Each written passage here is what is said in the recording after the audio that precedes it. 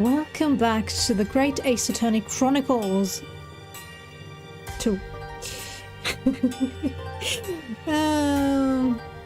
Hopefully. Sorry. I'm awake enough to play to the to be continued part today. But yeah, we saw the body of this crime, which suddenly came back to life. So now I'm really curious as to where we're going from here, but well, let's get started and see.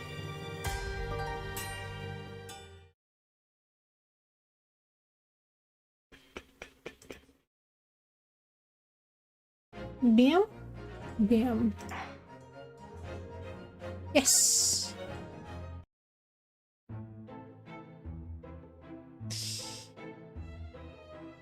Why does your ride you need a cane? I'm sorry.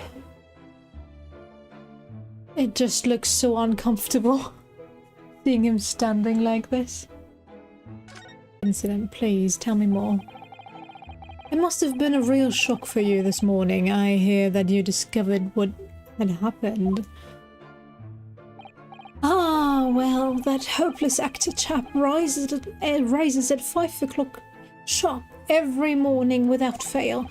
But at 5:30 this morning, he still hadn't lit the gas. So I went down and knocked on his door, but nobody answered. And that's when you broke into his room by kicking down the door? Well, I called on that rum-looking Japanese chap to do the grunt work, of course. Wasn't it a little premature to kick the door down? The man could have just overslept by half an hour. That's very true, Mr. Naruto. If 30 minutes oversleeping warranted such behavior, I'd have to kick your door down every morning. Well, you know, better to be safe than sorry and all that. Is it just me, or is he avoiding our gaze now, all of a sudden? What did they do?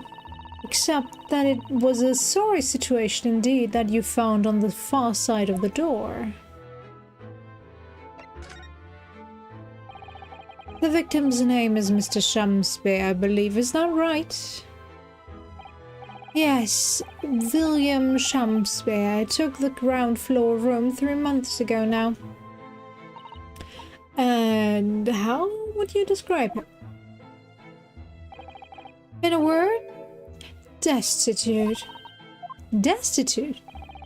Well, let's face it, the only redeeming feature of that room is the cheap rent. You are, you know, the landlord of that place. Maybe you could do something about that room? Or all your rooms for rent? Anyone wanting to live in a place like that is either broke or has a bally screw loose. So hard to choose which category Sasaki-san would fall into. Yeah, true. Mr. Naruto, that's a little rude. He was doing research as well. Research? Into what exactly? Shakespeare, of course. Shakespeare. Read a few plays of the old bard myself, you know. Romeo and Hamlet and all that. Oh, that actually would be an interesting story. Romeo and Hamlet. I would love to read that. Perfect combination of egocentric drama queens. Okay, yes, William Shakespeare is England's most highly regarded classical playwright and author. He's known as Sao in Japanese, as you know, and many of his works have already been translated. It seems incredible that Shakespeare was shortened to Sao, though. Someone was too heavy-handed there. True, true.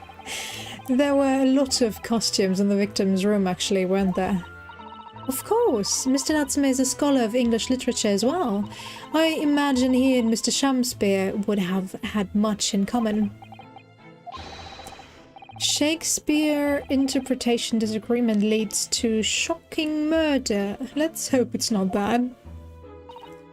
Mr. Naruhodo, really? How rude.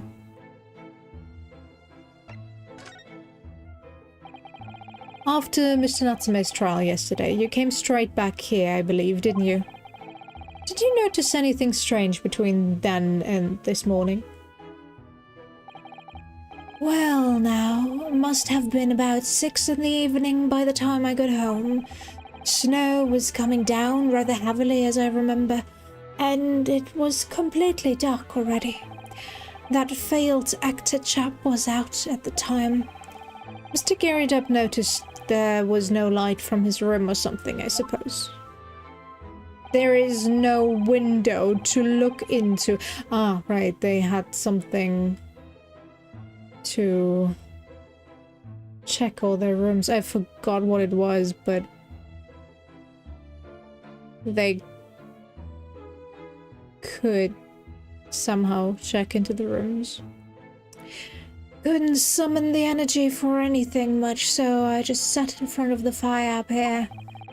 It was after 8 before Shamspeare got back, and the chap was up until past 1 in the morning, I'll have you know. Suppose he met his end some time after that. I was asleep by then, so I'm rather in the dark there.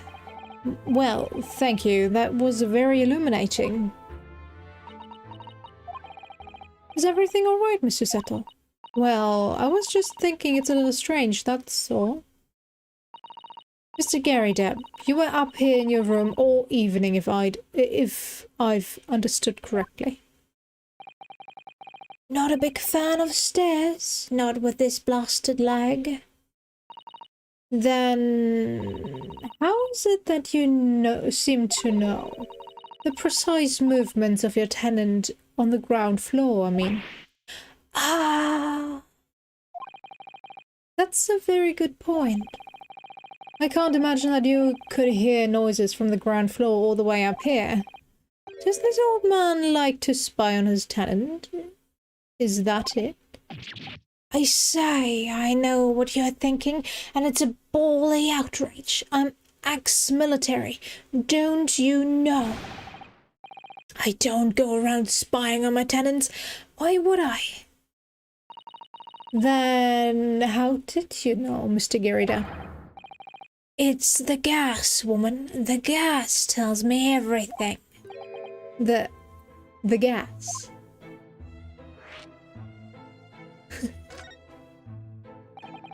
What on earth do you mean, sir? How can the gas tell you anything, let alone everything? Well, as you're probably aware, the gas is supplied to the building by pipes. Yes, I'd more or less worked that out. Every room in the building is connected by a single pipe to the gas main outside, and the gas company supplies gas to properties via the main. Yes, I understand that too. Let me see if I can explain. Let's see. I was to light the gas lamps up here. What do you suppose would happen? Well, obviously the room would get brighter. Exactly, but at the same time, the lights in all the other rooms of the house would dim for a moment. What? They dim? Why? Perhaps it's because when you light a gas lamp, it bravely uses more gas than usual. And that reduces the amount of gas in the pipe for the other lamps that are connected to it. That might explain why the other lamps dim momentarily. Mightn't it? Is that really correct? Mightn't it?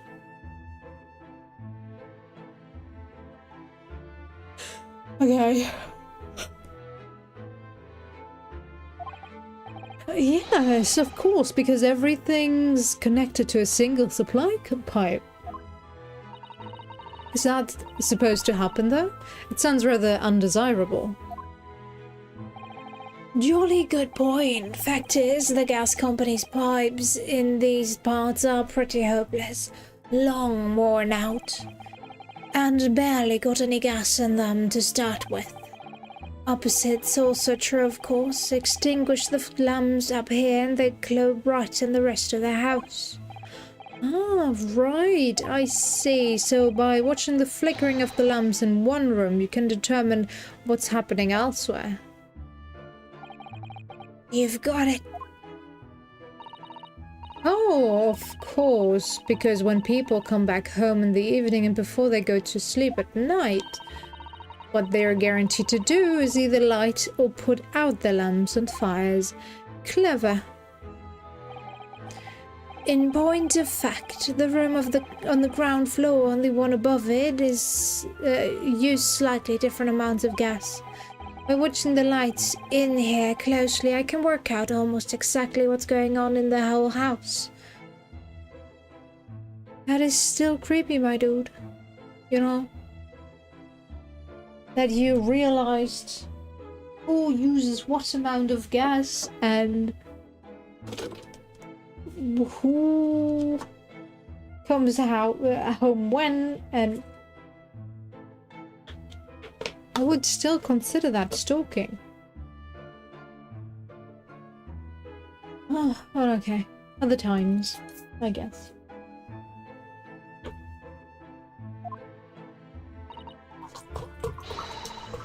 Gosh, that's fascinating, Mr. Garridam. Absolutely fascinating. Oh, well, nothing to it, really. And I can't really see that it's going to help us with the case either. What I'd like to know is why Mr. Garridam is so interested in what his tenants are up to in the first place. I feel like there's more to it than idle curiosity. Sure. Well, we've done as much investigating here as we can, I think. Perhaps we ought to go to the prison and speak with Mr. Natsume again. A good idea. But 1 second.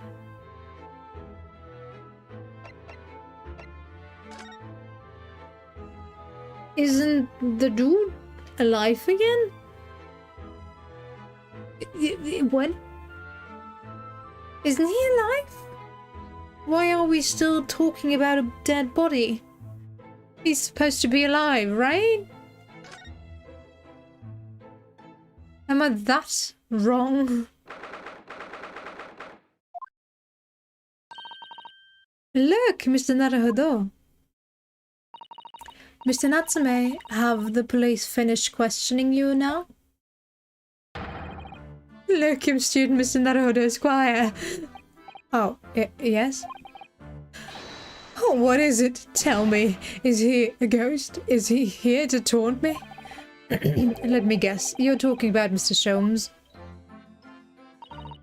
He actually calls himself a great detective, Mr. Natsume, not a ghost.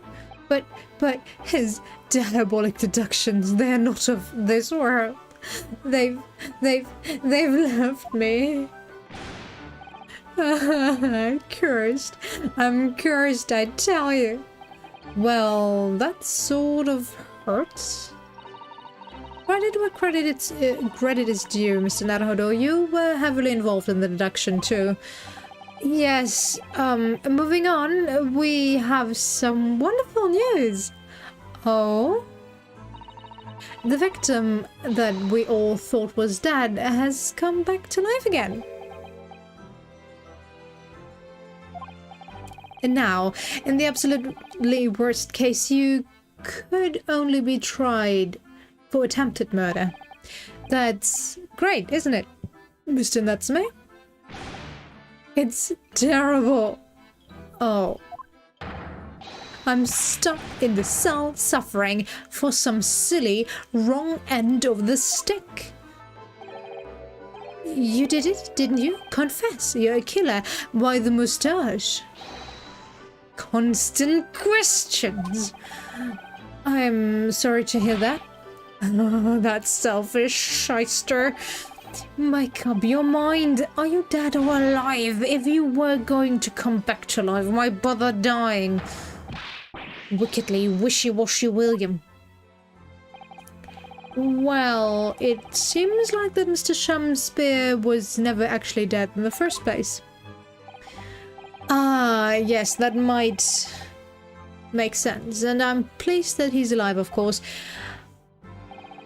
Our lively debate at last night was so much fun. I'd be sad to think it was our last. Oh, oops. Mr. Natsume, does this mean that you did see the victim last night? You met with Mr. Shamspeare, didn't you? I'm not saying another word. I demand to have a lawyer present. Who do you think I am? Please, Mr. Natsume, we need to hear your side of the story. Why am I cursed like this? Well, I don't know. Tell me. Can you tell us exactly what happened last night then, Mr. Natsume? There's nothing to tell. But, Mr. Naruto Esquire, I am eternally grateful to you for helping me with that accursed case yesterday.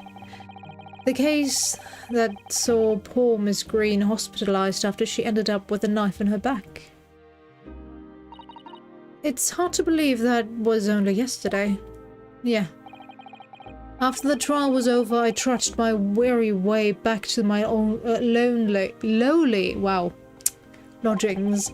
And that evening at past 9, it must have been, I visited Mr. Shamspeare. So you did go to the victim's room then? As we feared. I didn't do anything wrong. I'd never been to his room before. It was the first time. Then what made you decide to go? I bumped into him when I arrived back at the house. We got chatting and it developed into a discussion, but he had to go out, so I bade him farewell. That ties in with what Mr. Gary Depp said. The victim went out and came back after 8. We met again later that evening at around 9 or just after, when I took him some nice tea I'd brewed as a gift. So it was you who brought the tea that had clearly been drunk at the scene then? And I suppose you were discussing the works of Shakespeare, were you? Yes, that's right. That's exactly right. Romeo and Juliet. Who was the stronger? It was a delightful debate. I'm sure. Such a stimulating subject. Shakespeare. But I want Romeo and Hamlet. It's the better pairing. And the debate became very heated, so you slipped poison in Mr. Shamspeare's tea?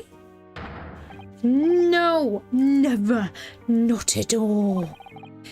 Team Juliet won. That was me. And when I left his room, the flamboyant fellow was fighting fit. I swear it, categorically.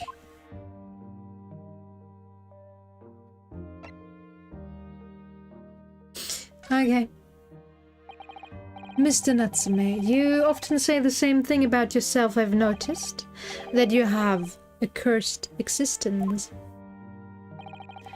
I'm sure I've mentioned this to you before, but I've been here in Great Britain for a year now, and in that time I've learned that it's no place for me. It can be very trying to live in a foreign land and adapt to the ways of another culture.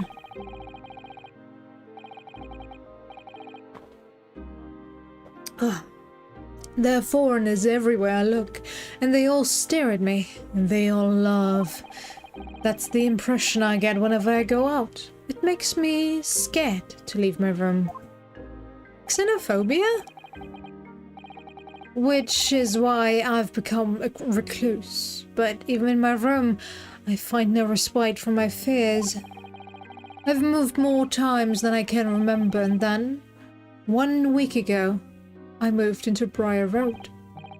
But why? I mean, why did you choose that place? It doesn't seem very comfortable. Because the rent is cheap. I have so little money it spoke to me. The rent? Obviously. There's a reason why it's cheap. Because the room is cursed. Cursed? Cursed how? The previous occupant, the man who lived there before I took the room, died there. Oh no! He was only a young man, but one morning he was found dead and no one could explain why. In that day and age, there are actually quite a lot of possibilities. Surely no one would want to live in a room with a history like that. I didn't. When the letting agent recommended the place, I wavered. But I want books, and books cost money. A horrible history is a small price to pay. When I realized it would mean I could buy more books, I signed the lease like lightning. Wraith or blinkered.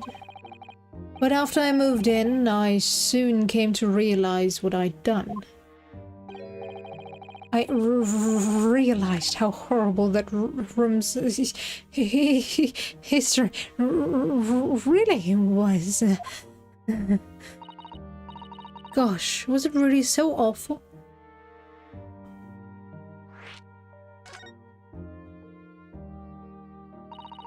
How did the room's history, a horrible history, affect you, Mr. Natsume? What happened? At first, it was just a feeling. The feeling of beady eyes boring into my back, watching me. Do you think that might just have been your mind playing tricks on you? No. My mind doesn't know any tricks. It was someone else. It's been a long nightmare ever since I was given the keys to the place. A nightmare? You've been having bad dreams, you mean? Or the souls who've died in that room lean over me in my sleep and try to strangle me. That really is horrible. And now I come to think of it, it happened again last night too. Do you have sleep paralysis? The very same night that Mr. Shakespeare was writhing in agony from the poison in his body, I was on the verge of being suffocated silently by those miserable spirits in my room. You simply must move out of that room as soon as possible. Yes, you're right. I know. And that's why I'm already searching for the next room with a history to call home. I think perhaps you should try to avoid accommodations with any kind of history at all. Otherwise, I'm scared that you yourself may become history. Phew, Susato-san knows how to make the man listen.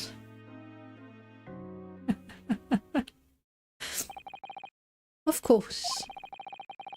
Mr. Lord of the Manor is worried about the curse on my room as well. You mean Mr. Garrett? Yes. He knows that if people keep dying there, he'll never be able to rent it out again. Well, that's true. I, for one, wouldn't go near the place. Ah, perhaps that may explain why the landlord pays so much attention to the gas lamps and his tenants' movements. You mean because he's worried about their well-being? He does seem to have an unusually keen interest in the amount of gas in the pipes. There must be a reason why he keeps such close tabs on the occupants of his let rooms. What do you mean he pays so much attention to the gas lamps? Oh dear, no. It's nothing to do with you, Mr. Natsume. Please, forget I said anything. Oh, now you're talking about me behind my back as well. What's important is that Mr. Shamspeare isn't in fact dead at all. Once he's come around and he's able to tell us what happened, he'll be able to get you released. Yes, please. Oh, I do hope you're right. Excuse me. Inspector Gregson! I couldn't help overhearing what you just said, and on that note, I have some good news and some bad news. Oh. Which do you want first? Always, every time, the bad news comes first. When hope is all you have, hold on to it. That's my guiding principle. Right, well, in that case, the good news it is. Ha. Sorry, but it's just a lot easier to explain everything that way. Then why did you ask me my preference? As you might have heard, the victim, Mr. Shamspeare, was just unconscious. He's come around now. Yes, we saw it happen in all its terrifying glory. He's still being treated by the doctors, but we've managed to get a written statement from him already. Oh, isn't that wonderful, Mr. Natsume? Oh, thank goodness, it's all over then. I can leave this somber cell. Sorry? No, that's not on the cards. What? Why ever not, Inspector? Mr. Shamspeare has implicated someone as being responsible for what happened last night. Implicated someone? Oh dear. You don't mean... I'm sorry to say I do. Yes, he's pointed the finger at you, Mr. Natsume. Oh. By sweet poison did he seeketh to end my life. That wicked caitiff, Sosuke Natsume. No. So, I'm afraid you'll be appearing in court as planned. You'll be wanting to make the necessary preparations. No.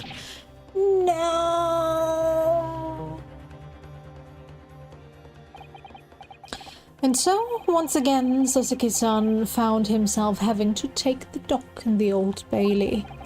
Whether his room was haunted or whether he was just terribly unlucky, I knew I had no choice. The following day I would represent him in court and do my utmost to break the curse that blighted him. Don't tell me to be continued. No.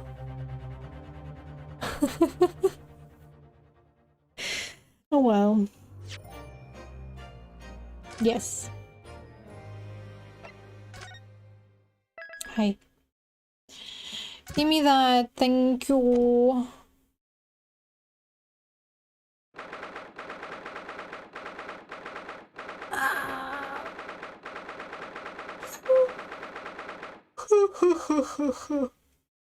Okay. Okay.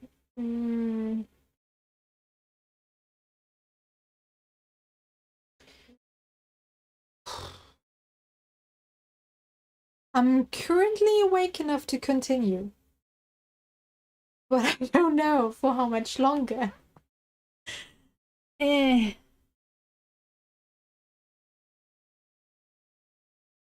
Anything important? Sorry. Got a message.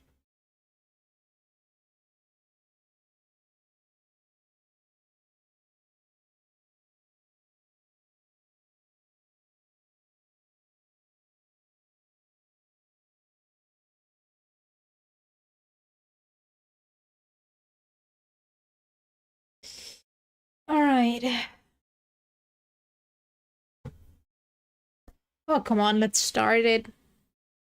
We definitely can't finish that in one sitting, though. Not like the first one.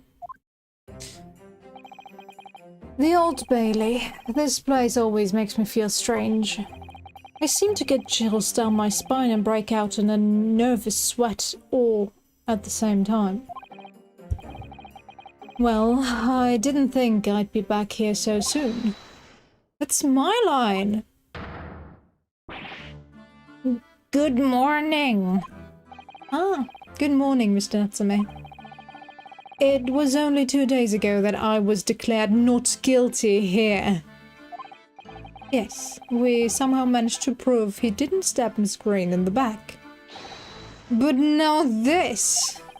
Another morning, another murder, and here I am again in this hellhole. Can't keep coming to court. I'm beginning to think he's right. It really does seem as though he's cursed. Mr. Naruhodo, I'm afraid I have bad news. Oh. Mr. Natsume, good morning.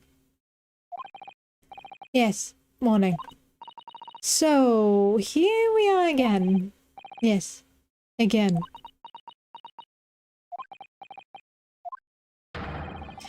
Judicial systems Mikoto by Squire-S, what's the bell? If you come in shouting at the top of your voice, people can't help hearing what you say. Oh, I am sorry. You've done nothing wrong, Mr. Soto. Now, what is it? Well, it seems that the prosecution today in today's trial will be led by Lord Baruch van Zieks. But van Zieks? Oh, no, no, no, no, no, no. The so-called Reaper of the Bailey, the most legendary prosecutor in the land. In the trial 2 days ago, he pursued Suzuki and I relentlessly. Of course, by the skin of our teeth, we managed to pull through, but still. Perhaps Mr. Natsume's acquittal in the last trial wasn't the end of the matter, after all. Yes, I know what you're thinking. The legend of the Reaper that says nothing can save a person in the dock when Lord Van Zieks is the prosecutor. Oh no. That even if that person is found not guilty, the accused will meet a mysterious end. One way or another. And we've experienced it firsthand. A man we successfully defended met the most terrifying end after his acquittal, right here in the Old Bailey. What? But that has nothing to do with Van Zieks. Well, maybe it does, but he isn't personally responsible for that death. It was somebody else angry with... what's his name? Oh, sorry. Forgot his name. That ordered the hit and was not Van Zieks, so... No.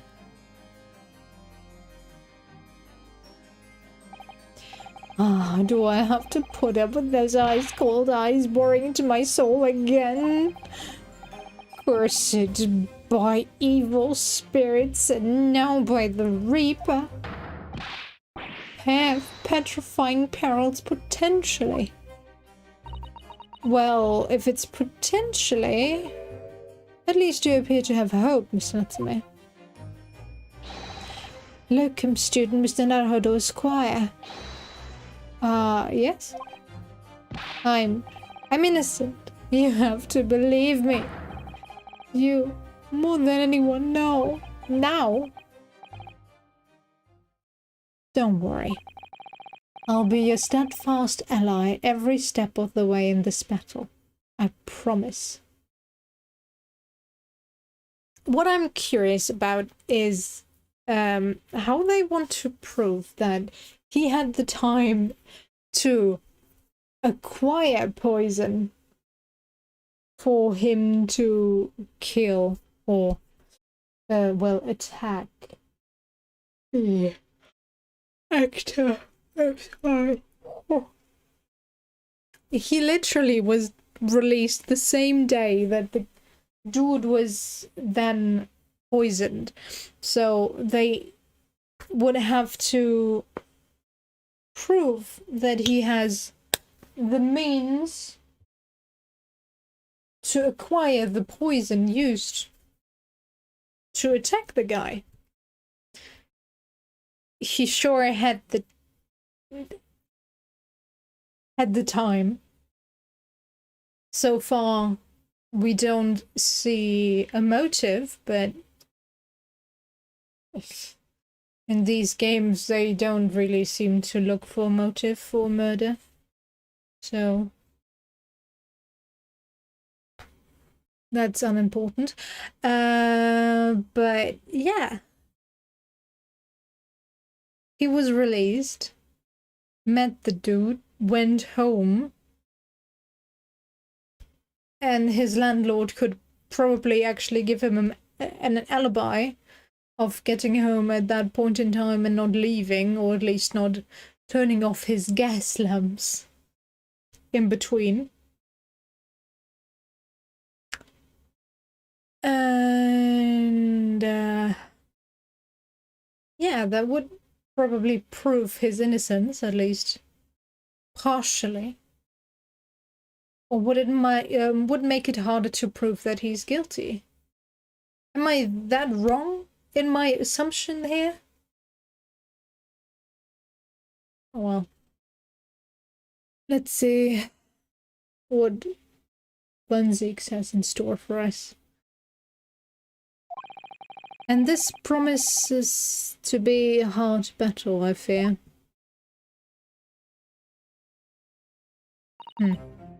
Well,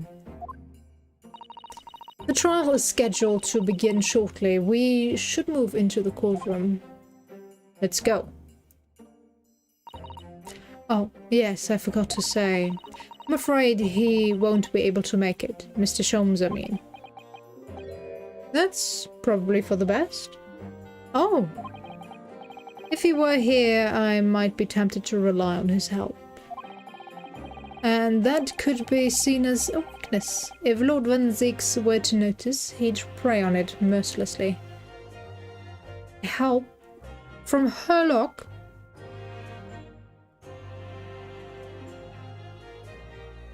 What?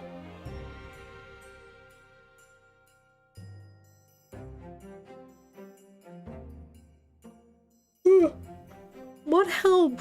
What kind of help is he supposed to provide? But false deductions.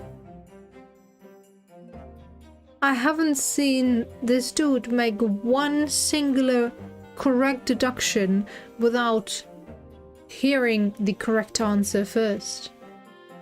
So I really don't understand how he got that image as a great detective, but okay. At least that's my gut feeling. Mr. Naruhodo. You're right. Yes, you're so right. Oh, well said, locum steward, Mr. Naruhodo Esquire. Well said. I swear on the sword at my sight, on the spirit of Kazuma that it harbors. I'll show him what a Japanese lawyer can do. I'll set you free. With honor. Oh, yes.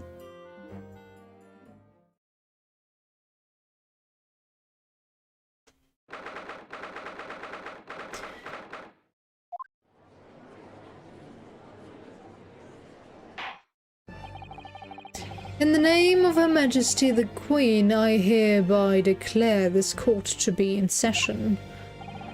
I now call upon the counsels for the prosecution and defense to declare their willingness to proceed. The prosecution is ready. The defense is ready, my lord. Readiness for the trial, my learned Nipponese friend, is not what the defense needs. What you need is readiness for your inevitable defeat. It's not just in my imagination, it's really there. Lord Van Zieks has such an animosity towards us Japanese for some reason. It was some time ago now that he first became known as the Reaper of the Bailey, I believe. These past few years, he hasn't appeared in court at all. Yet now, he's back in the courtroom, though, for some reason, only when I'm defending. This Reaper, with his curious disdain for us Japanese as a prosecutor, shrouded in mystery. Still, this isn't the time to be pondering that. I have to concentrate on Sasuke-san's trial. Furthermore, I now call upon the 6 ladies and gentlemen of the jury. You have been chosen at random to represent the will of the people in this trial. Are you ready to fulfill your duty? Absolutely. I had a feeling this larrikin wasn't innocent before. Especially ruthless on days when my head refuses to sit right. Oh, well, I rather like how you're wearing your hat. I think the ruthless look is very fetching, actually. I need to be somewhere at 10 o'clock. I have a very important meeting. Let's make this quick. She's the first new one. And probably the only one. Yep, the only one. I couldn't agree more. I need to take home 5 bob tonight, or the missus will go through the roof. Oh, may the Lord show us all the light here, and lead his flock to a righteous verdict. The British jury system is so very different to our own, isn't it? It's quite extraordinary to think that the power of judgment is in the hands of 6 members of the public, and that the judge can only pass sentence when all jurors are in agreement about the defendant's guilt. 6 citizens of London chosen at random, or at least that's the idea. The prosecution would draw attention to the fact that the accused was on trial here just 2 days ago.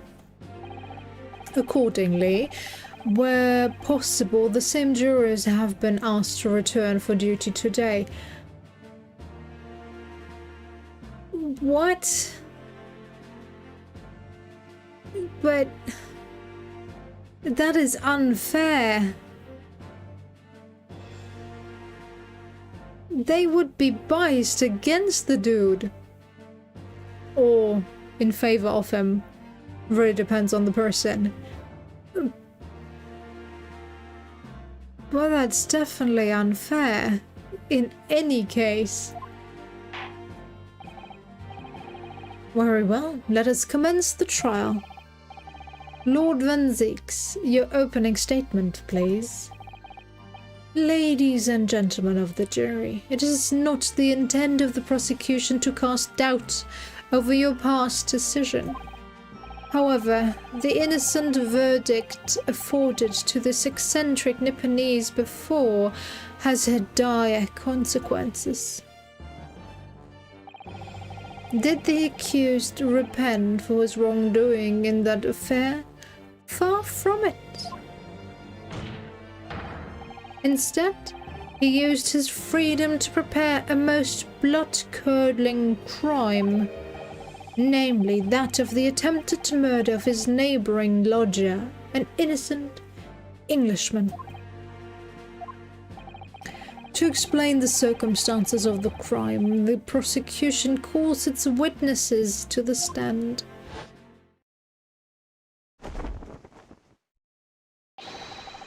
The detective responsible for investigating the scene and the accused himself.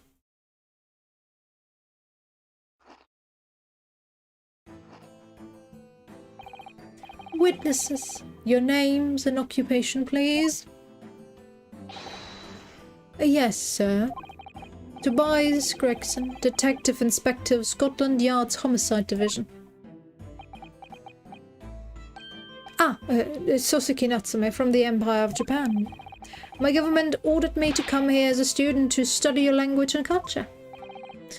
Mr. Natsume. Yes, my lord, sir. I'm quite sure I'm not mistaken.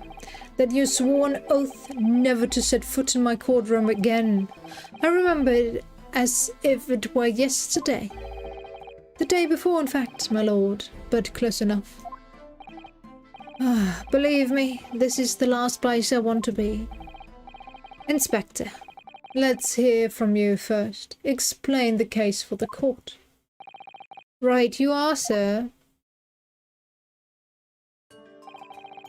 The incident occurred at the Great Ace household where the defendant was lodging. In the ground floor room of the victim, Mr. William Shakespeare, the defendant has already admitted to visiting the victim on the night in question. Mr. Shakespeare collapsed in his room as a result of poisoning by strychnine. He was found the following morning when the landlord, suspecting something was wrong, broke down the door.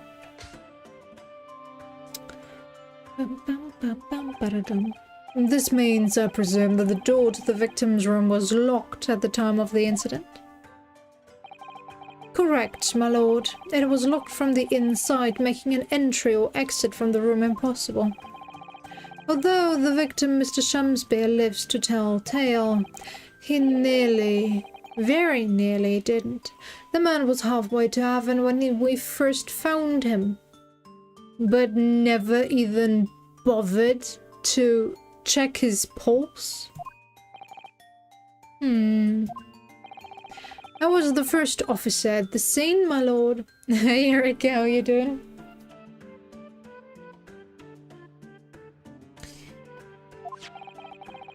And I have a photographic print here that I took at the time to show how it looked. Yes, a chilling scene indeed. The man looks very much deceased. That's right. Everyone present believed that's exactly what he was. I'm doing fine. Not as tired as the other days. I'm actually quite happy. What I was wondering yesterday already... Oh, I have to look here. Wow, it's so far off for me. For you guys, whatever. But in death, you lose control over all of your muscles. So the possibility of keeping your fork and your cup in the other hand in a strong hold is nearly impossible. Thank you, thank you. It still could be better, but...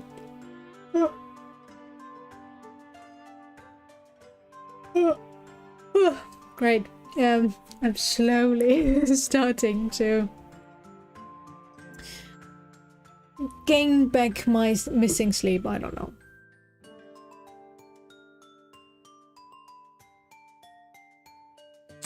That's what I was wondering about the fork and so on last time, but then I remembered that this game doesn't apply day-to-day logic, so I gave up on that idea and didn't mention it.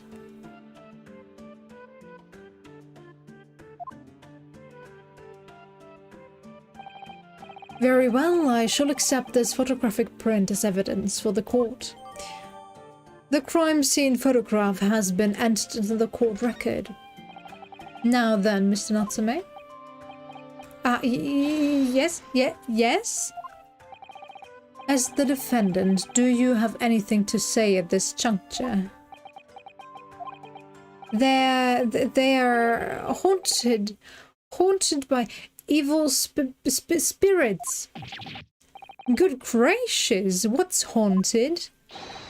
My lodgings. There's been a whole series of strange happenings in my lodgings. The tenant before me died in mysterious circumstances. A woman was stabbed by no one on the street outside. My neighbor was poisoned. And me. What about me? I've nearly been killed countless times. Killed? Mr. Natsume? How? Even on that fateful night it happened. When I turned from Mr. Shamspeare's room, I lit my gas stove and climbed into bed, but before long, the stove went out, and somebody tried to kill me. You must always extinguish all fires before retiring for the night, Mr. Natsume. But it's so cold! My runny nose would freeze. But you have no window, you know, and gas. Even if you were to burn it,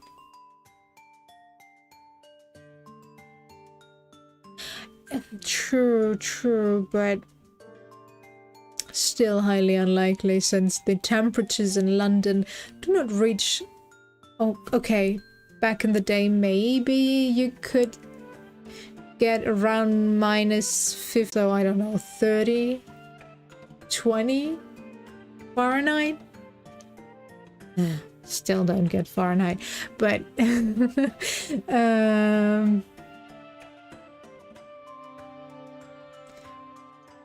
then maybe, but the likelihood of the body freezing fast enough for the fork and the cup to stay in the grasp of the dead body would still be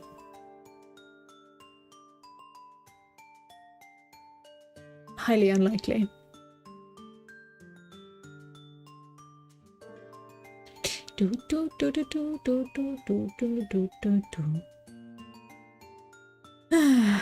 And you, Natsume Soseki, you know, you're an idiot. You probably almost suffocated yourself with monoxide, yeah. Monoxide poisoning because of you leaving the stove on. But that's just me, right? The point is, I didn't poison my neighbor. Oh, why am I being accused of this? Why is my existence so cursed? Thank you, witness. I believe I have a reasonably clear picture of events. If I could raise one more point, my lord. One more conclusive point. Conclusive? Go on. Fortunately, the victim, Mr. Shamspeare, has regained consciousness after his ordeal, and he has named the true culprit. The poison consumed by the victim was administered in a cup of tea that he drank on the night in question. Tea, my lord, that was brought to the victim's room by the accused. The accused? Good lord. Order! Order! Yes, that's the crux of this whole case. It was freezing prior to death, but holding something would just be quite difficult, I agree.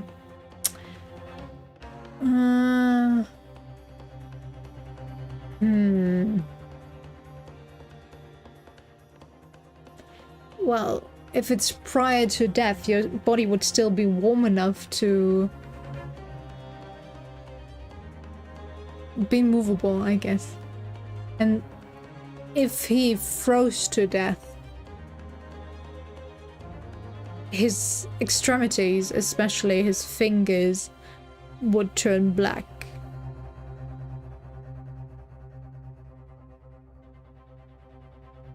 So There's definitely a way, and it's already strange that he hold onto it while unconscious, but in death. You would smell that somebody's dead. Because really, every muscle in your body, and I mean every muscle, relaxes. So having an accident is very common. It's definitely not a great sign to see a dead body, especially if you have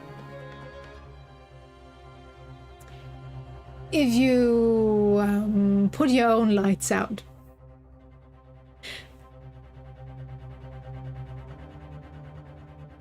For YouTube doesn't like talks about suicide, so oh well, I said the bad word. Not that it really matters.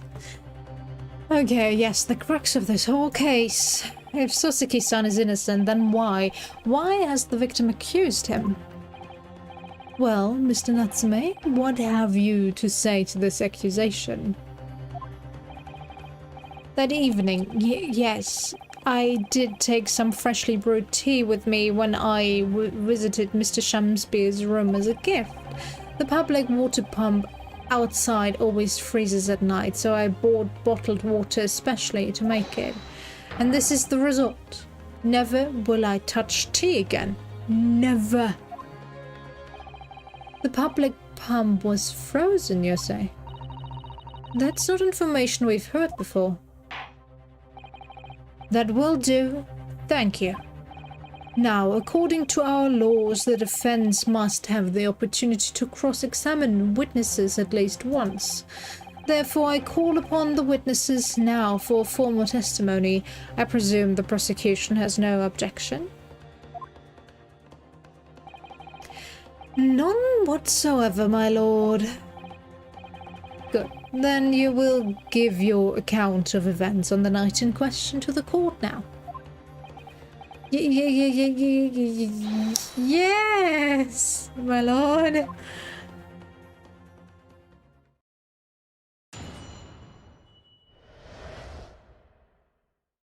The catastrophic night.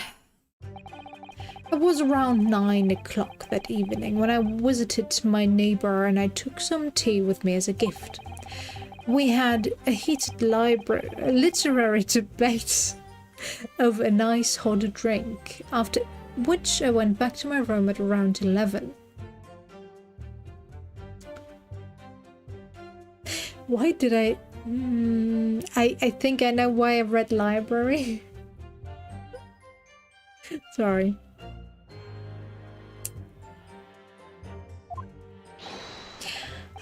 My tea was completely harmless. He couldn't have locked the door behind me otherwise, could he? Strychnine takes some time to have an effect on the body. People don't kneel over immediately taking it. Freeze first, then burn up with hypothermia, and the body goes cold again eventually. Lips tend to turn blue, fingers and toe go black. Ah, yeah, right. Did I say blue? Black. Can't remember. Doesn't matter.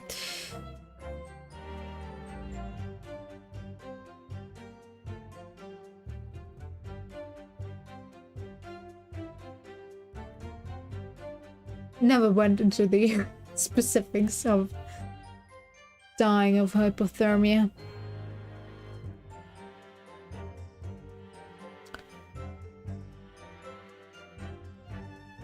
I just know, like, some of it from expedition documentations and stuff like that.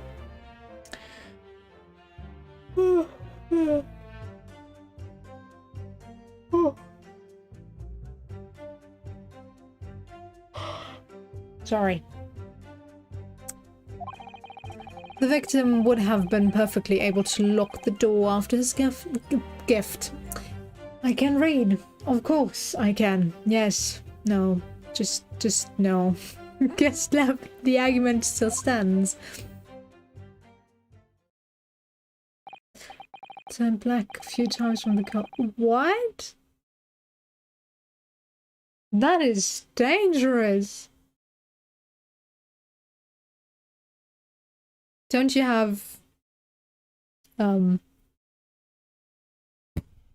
words? Gloves?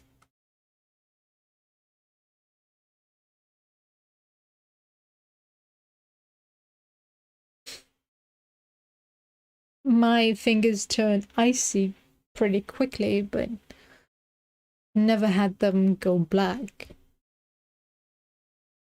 And if they actually turned black? Oh, dark. Okay, dark. I guess. All right.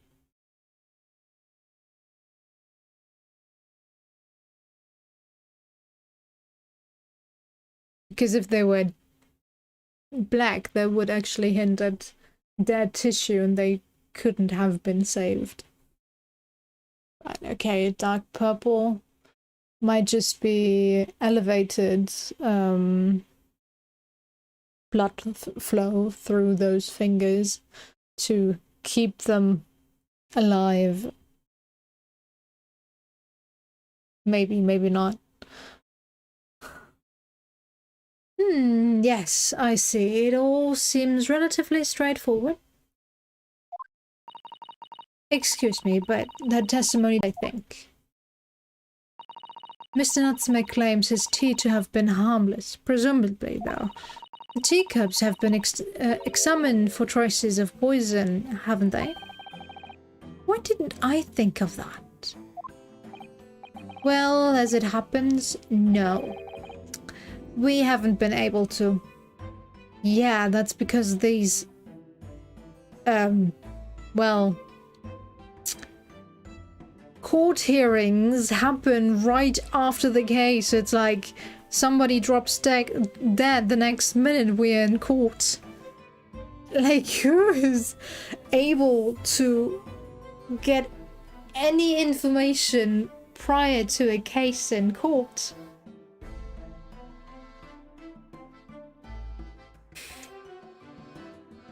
I really do not understand the logic of this game sometimes. Most times. Actually, never.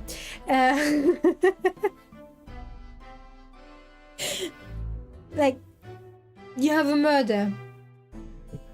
And 99% of the time, you have somebody right next to the murdered person that is then presumed to be the killer and put on trial the next day, if not the same day. Well, it's actually always the next day at least, but it feels like it's the same day. And then you're not even allowed to share all your information with your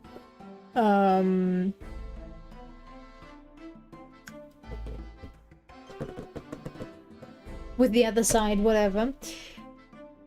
Ray notices.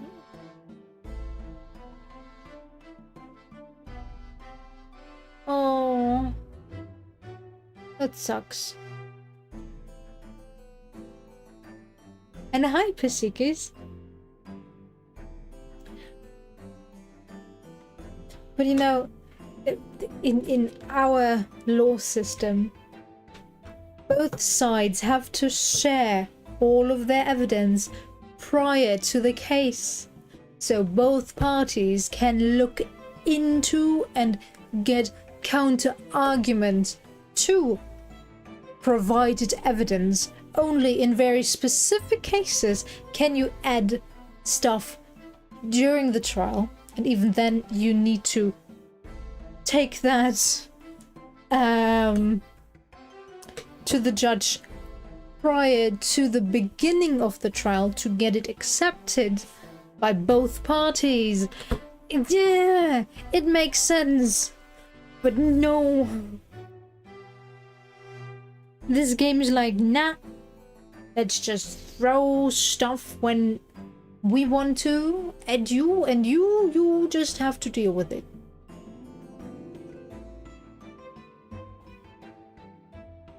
which of course is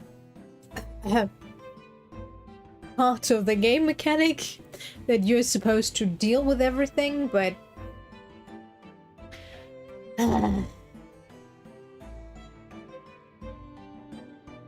sometimes it's really frustrating.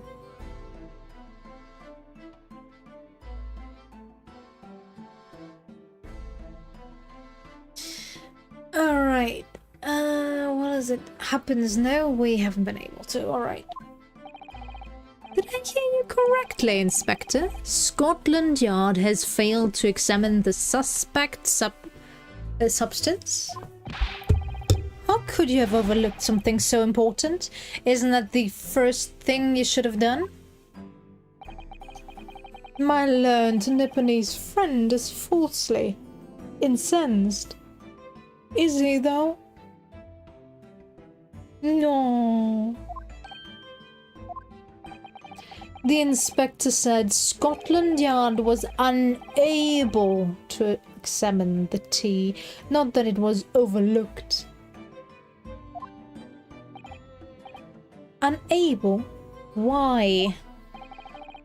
It's simple enough. There was none left, not a drop. Which is already strange enough. Yeah, I hope you're feeling better soon.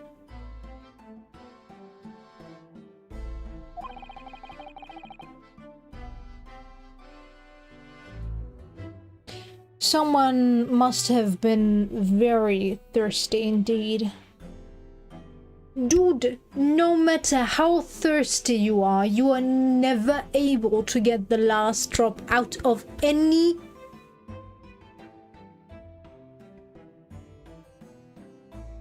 cup whatsoever. There will always be a slight residue.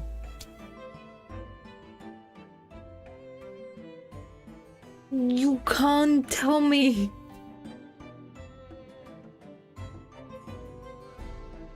That you were unable to acquire tea.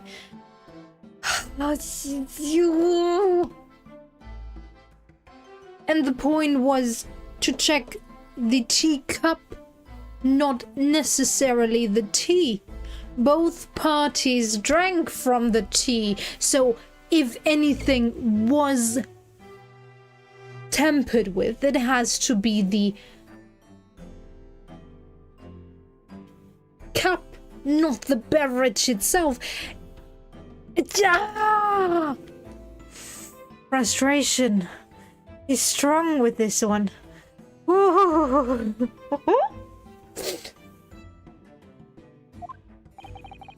With current scientific techniques, it's not possible to test for poison under such circumstances. I quit! I quit! We only need a drop, but that one drop does actually have to exist, funnily enough.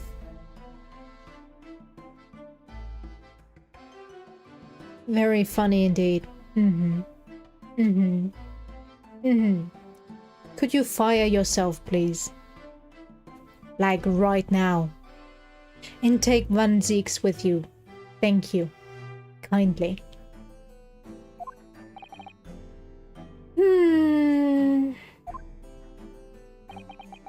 The lack of examination notwithstanding, it appears nothing other than the tea passed the victim's lips on the night in question. He held a fork in hand, which would presume that he had something to eat as well.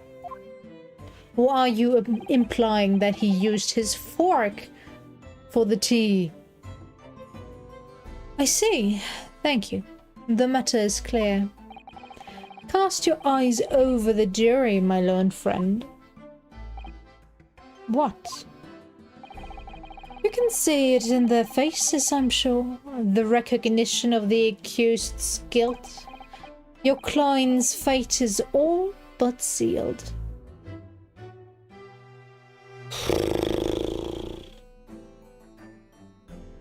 I don't want to. I really don't want to deal with this.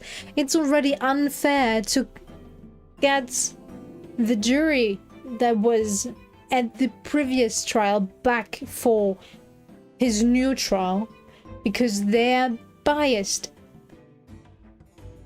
And they should not be here to be judged, as in this case. But no, well, not juries. Jurors, oh wow.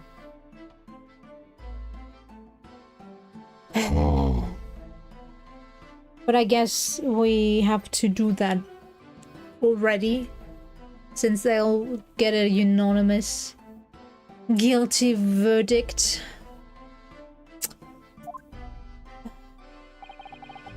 A mere moments from now, you will lose, and your compatriot will be damned for all eternity. He's right. I can feel all 6 of the jurors looking daggers at me. But I can't let them beat me down. I won't. Counsel for the defense. Proceed with your cross-examination. Yes, my lord.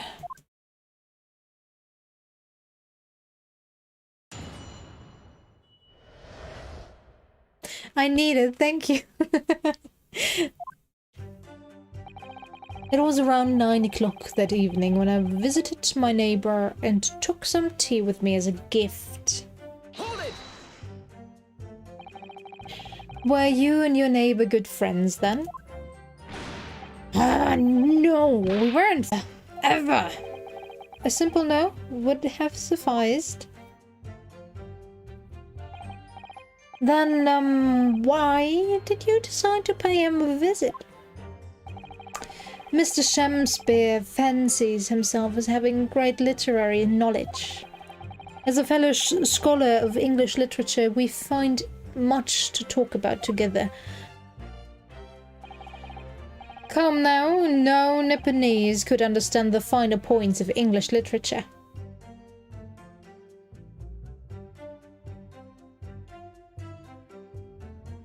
Dude.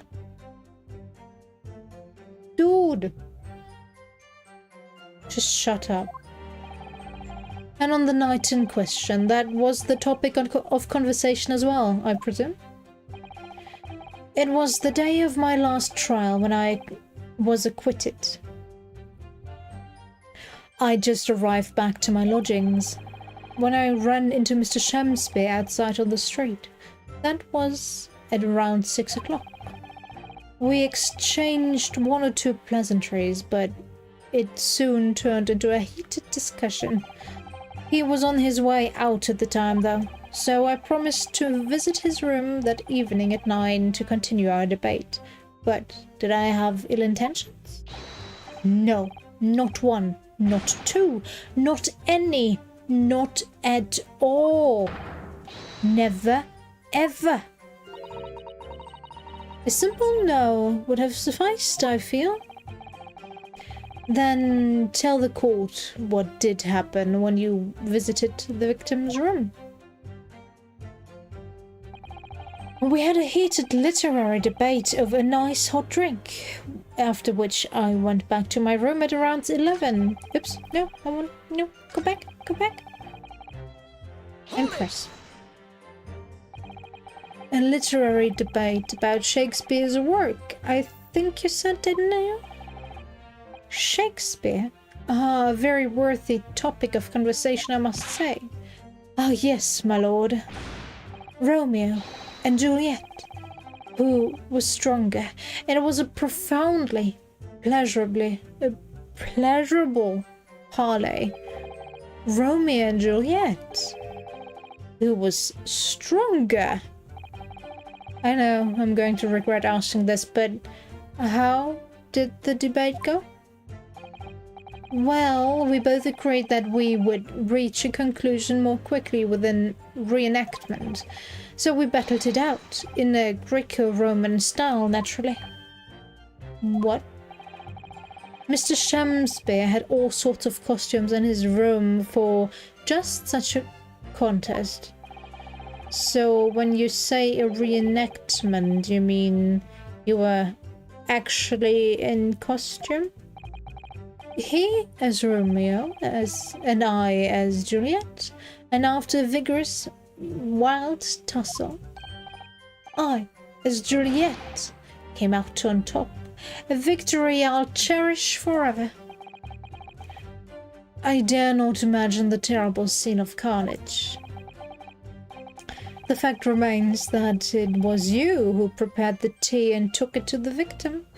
Correct. I boiled the water in my room and made a pot to take with me. I'd heard that he was too poor to have tea himself, you see. It's true, there was no sign of any tea leaves in the man's room. I wanted to do something nice, to be friendly. So why is everyone looking at me with such suspicion? My tea was harmless. Of course it was. And do you have any basis for that statement, witness?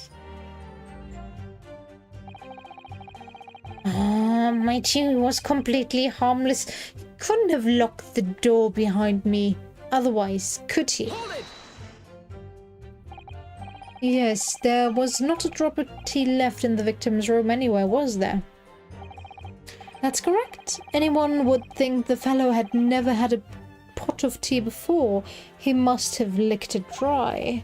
Which is a pity, because one drop is all we would have needed to analyze it for poison. And you say that you returned home to your room at 11 o'clock, Mr. Natsume? Yes, definitely. By heaven and earth, I swear it. The landlord was able to verify that, as it happens. He confirmed that the defendant went back to his room at 11 at that night. And how is the landlord able to attest to this? He, said it was the lamps, I believe. The lamps, Inspector? When tenants return to their rooms and start using gas, the lamps and other parts of the house flicker. Yes, Mr. Gary Deb seems to pay a lot of attention to the comings and goings of his tenants. There's only one key to Mr. Shamsby's room. I know that for certain. So, he must have locked the door himself. How? From inside his room? The victim has confirmed that to be the case, yes. So I'm right, my tea was harmless, completely harmless.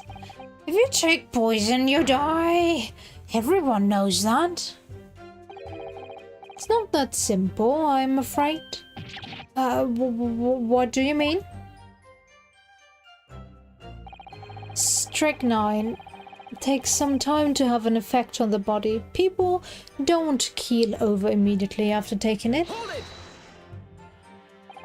How long does it take for symptoms to appear then? According to the coroner I was speaking to at the yard, about 30 minutes after the poison is consumed. Then the victim suffers violent convulsions, cramping and stiffness, and eventually dies from asphyxiation. So there's a 30-minute interval between when the poison is ingested and the onset of symptoms.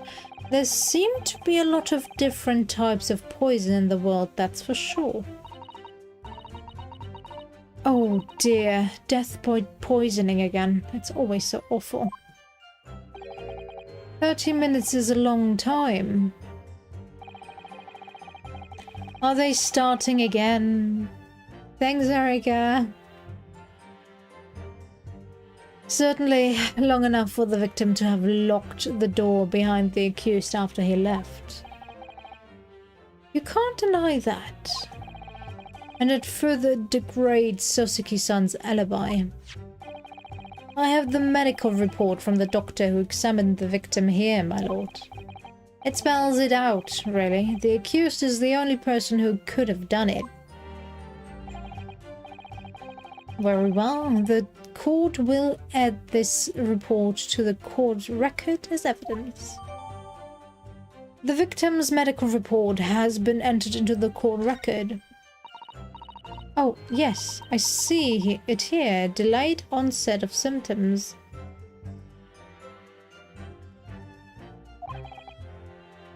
Great.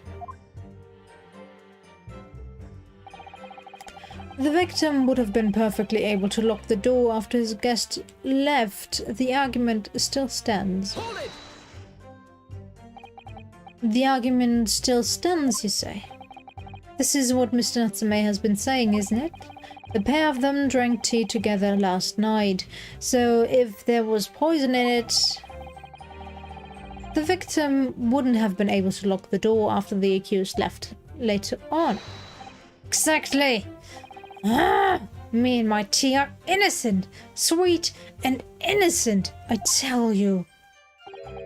I'm afraid, sir, that doesn't follow. You see, strychnine is a slow-acting poison. In other words, it takes time for symptoms to appear. So you could have left the room up to 30 minutes after the victim drank the tea. And as long as you did that, Mr. Shakespeare could have locked the door after you'd gone. But no. We drank the tea straight away. The battle over whether Romeo and Juliet was stronger, that came after the tea. Do you have any evidence to support that statement? In my great homeland, the Empire of Japan, we have a saying, drink tea while it's hot. Sure, a proverb will satisfy the prosecution. I'm afraid there's no conclusive sufficient grounds to infer his guilt in this matter. No.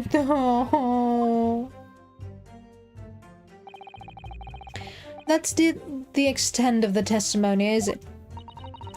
If I could voice a personal opinion, Mr. Naruto? Of course, go ahead. Mr. Natsume is arguing for his innocence so adamantly and so persistently.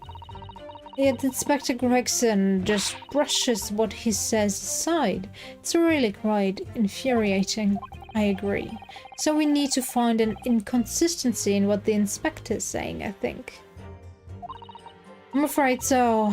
As things stand, the jurors are sure to find Mr. Natsume guilty. As I see it, what we need to focus on is the poison and the tea. Let's listen carefully to this testimony again. Yes. It was around 9 o'clock. Okay, let's look at the court record.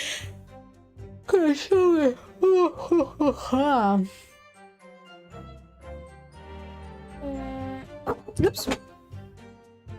Wasn't me.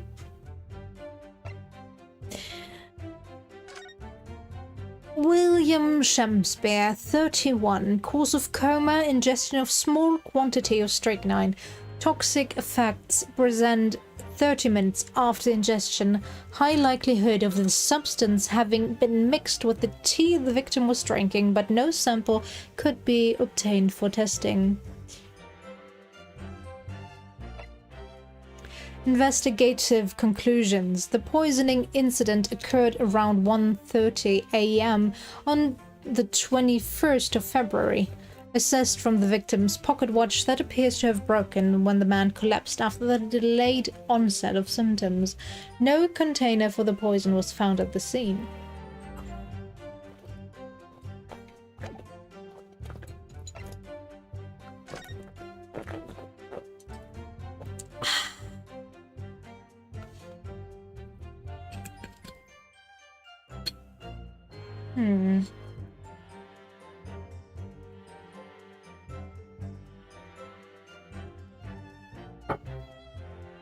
Ouch.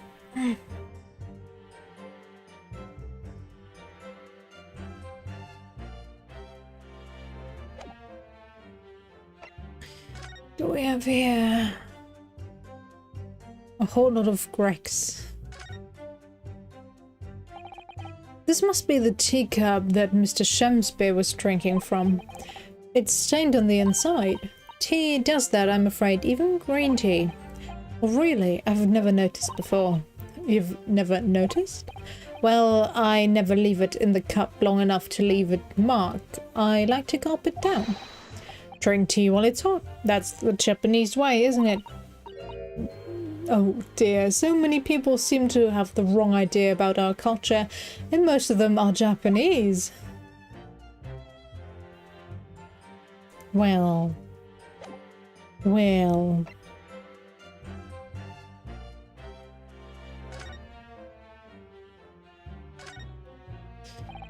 Whoever opened this envelope didn't bother with a letter opener or scissors, did they? Yes, whoever opened it was clearly someone with an unrefined temperament. And judging from the angle of the rip here, the person in question must have been right-handed. Mr. Sato, I think perhaps someone's been reading too much of The Adventures of Sherlock Holmes. You can never read too much of it, Mr. Naruto. Never. Okay. Well, ignore that. People don't keel over immediately after taking it. Well, they have to take it, though. Victim would have been perfectly able to lock the door after his guest left. The argument still stands. Hmm.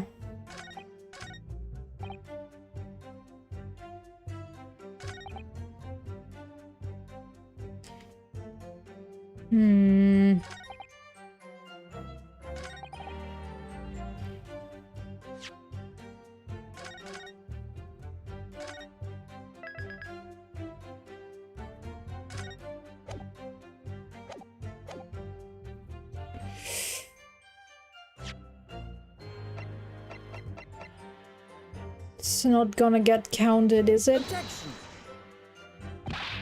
My lord, there are clearly grounds for being suspicious of that last... Yeah.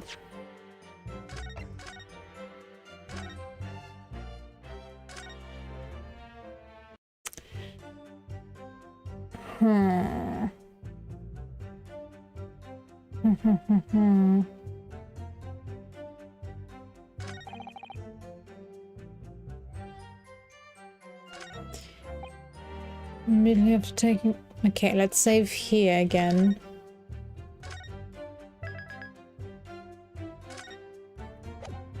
He gave me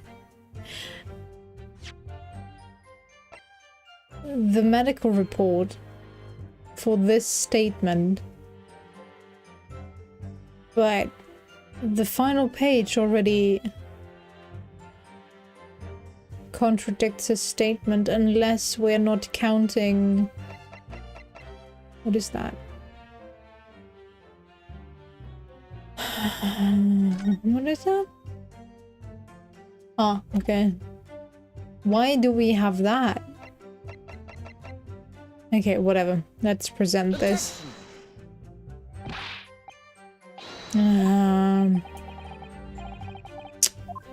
No. Let me load. I don't want to lose my trials.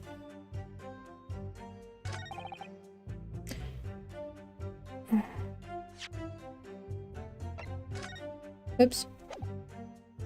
Objection. The argument still stands, you say? I think not, Inspector.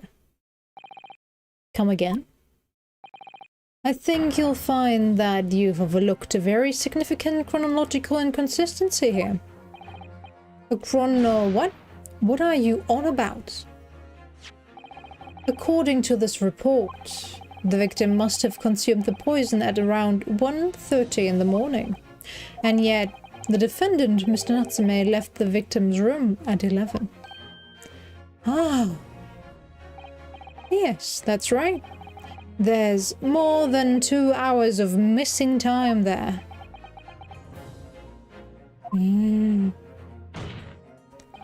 In other words, if there was poison in the tea that Mr. Natsume brought to the victim's room, how could the victim have fallen ill to it 2.5 full hours after the defendant left?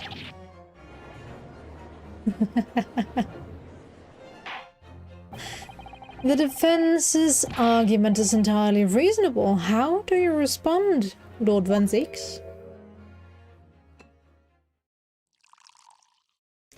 By breaking another glass? Not yet? Still not yet? Pray forgive the discourtesy of my mind was wandering. I was considering what cuisine would best complement the contents of my hallowed chalice this luncheon. How could it have happened, you ask? Told you. I do hate to shatter illusions, but my Nipponese friend appears to be chasing a phantom idea. A phantom? Is it so hard to imagine that the victim drank his tea after the accused had left? For example, at the time stated in the medical report? Yes, at around 1:30. Mr. Natsume brought the tea with him to drink together with his neighbor, and in Japan there is a well-known saying, drink tea while it's hot. Objection. And in my country there's an even more apt saying, there is nothing more refreshing than cold tea. The point is, if there was such a long gap, there may be other ways to explain how the victim came to be poisoned. Other possibilities. What sort of possibilities, Counsel? Another visitor. That's a very bold assertion, my learned friend, from someone who has nothing to substantiate it. Or the victim could have taken the poison of his own volition. You suggest this may have been a suicide, Counsel? Objection! Mr. Shamspeare has categorically denied suicide.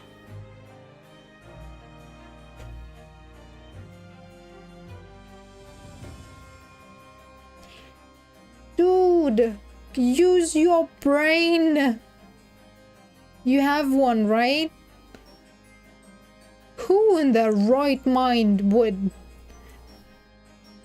tell some strangers that they've tried to commit suicide? Who?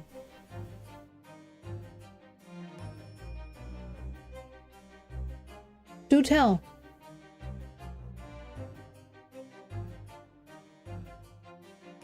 Especially in that day and age, with their strong belief, there is nobody that would readily admit to the attempted suicide that we are now presuming, which I don't think is actually the case, but please, game, at least some logic. I beg of you. The idea can and must be discounted. Objection. But he could be lying.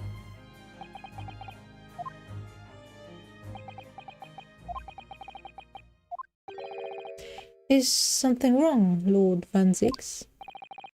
I was listening to the sound of the carriage pulling up outside the courtroom. Pray forgive the discourtesy. Carriage?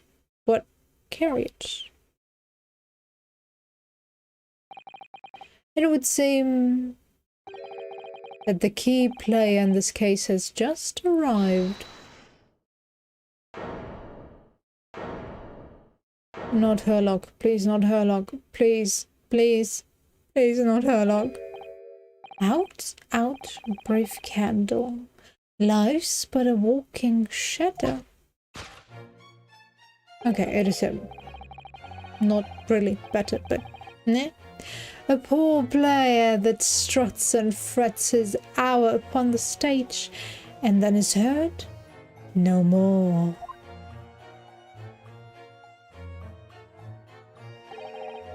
It is a tale told by an idiot, full of sound and fury, signifying nothing.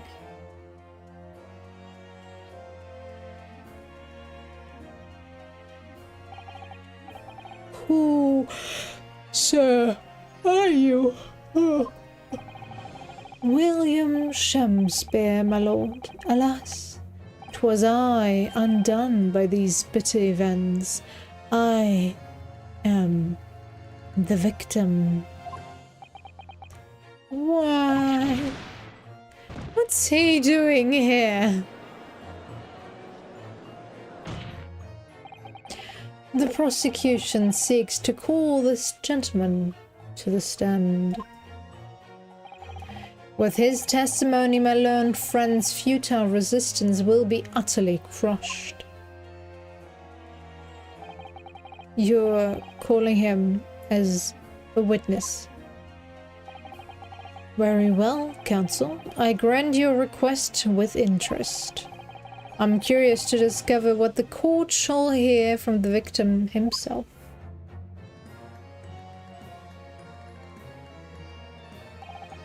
Happy am I, Shakespeare, to regale thee with my tale of woe, my lord. But I still have my own tale to tell. My own tale of wars. Whoa, wow. I can regale the court with the tale of my perfect innocence and perfect English. And that will do, Mr. Natsume. Let the court now hear from the victim.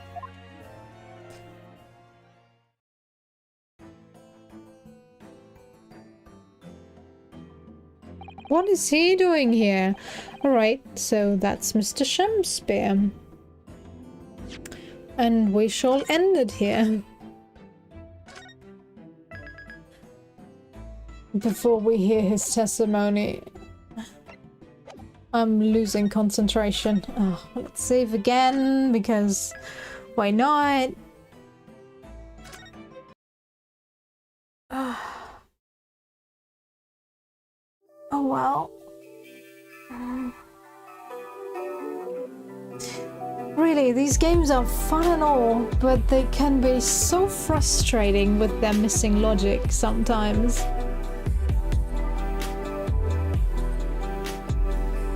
And then they overcomplicate other things.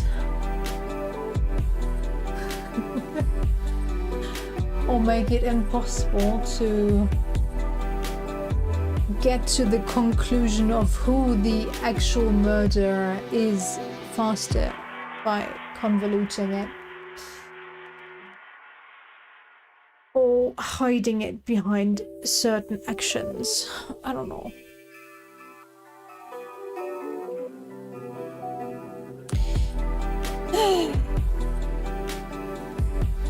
If like half of the people present in the courtroom would use their brain, I think 99% of the court cases would actually go completely different. And you wouldn't have false confessions and convictions. Sorry, but oh well, it's the game. It's the logic behind the game, so it's fine-ish. It is acceptable, but it feels even more forced than the second one. I'm not sure if that's because I'm already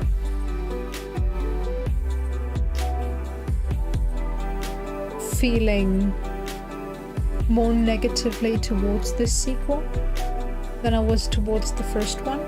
But somehow I really like the new setting that they have here, but I prefer the old cases with Phoenix Wright.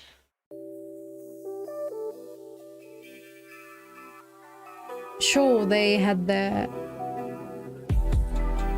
problems as well, but they were trying to be funny most of the time. Like, questioning a whale or parrot or something like that. But these try to tackle deeper issues like xenophobia, racism, classism, but they do it in a way that doesn't really touch the issue itself, but only the surface, and in a way that might actually hurt their agenda more than help it. So I don't know if what they were trying to achieve is actually going to be achievable in the near future. So far, it doesn't look like it.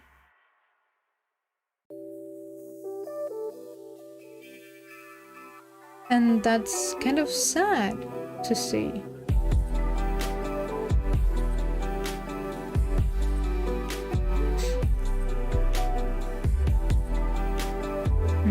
Well, getting angry at the game won't change anything. So let's see what tomorrow has in store for us when it comes to this game, to this trial. What the presumed victim has to add. And well, let's see how fast we can actually solve this case. This haunted mansion as well.